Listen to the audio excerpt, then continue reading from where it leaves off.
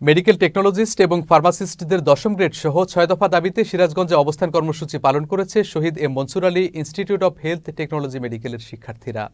বৃহস্পতিবার সকালে শহীদ M Mansur Ali institute of health technology Gandhail Kazipur medical প্রাঙ্গণে বৈষম্য বিরোধী মেডিকেল টেকনোলজি এবং ছাত্র সংগ্রাম পরিষদ আইএইচটি সিরাজগঞ্জ জেলার আয়োজনে এই কর্মসূচি পালন করা হয়।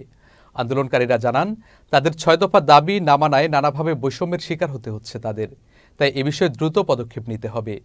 অবিলম্বে দাবি মানা না হলে আমরণ অনশনের হুঁশিয়ারিও দেন তারা। এখন আমাদের যদি আন্দোলনটা তারা মেনে না নেয়, সেক্ষেত্রে আমাদের আন্দোলনটা এর থেকে কঠোরতর হবে এবং পরবর্তীতে আমরা আমাদের আন্দোলনটা এর থেকে আরো বেগবান করার চেষ্টা করব। যারা ডিপ্লোমা শেষ করে 10ম গ্রেডে উন্নতি পায় বা কর্মসংস্থানে, কিন্তু আমাদের চাকরির কোনো 11তম গ্রেডে আমাদেরকে রাখা হয়, এটা আমাদের বিরুদ্ধে সুস্পষ্টভাবে বৈষম্যের শিকার। আমরা বিগত 1.5 মাস ধরে আন্দোলন চালিয়ে যাচ্ছে। আমাদের আন্দোলন হচ্ছে 6 দফা। আমাদের হচ্ছে স্বতন্ত্র পরিদপ্তর গঠন করতে হবে, আর হচ্ছে আমাদের ইন্টার্নি ভাতা চালু করতে হবে। তারপর হচ্ছে ঢাকা বিশ্ববিদ্যালয়কে আমাদের হচ্ছে অধিদপ্তর করতে হবে। আবু সাইদের বাংলায় বৈষম্য চাই না, আমরা কেউ বৈষম্যের শিকার হতে চাই না। এই জন্য আমরা এই কর্মসূচি চালিয়ে যাচ্ছি।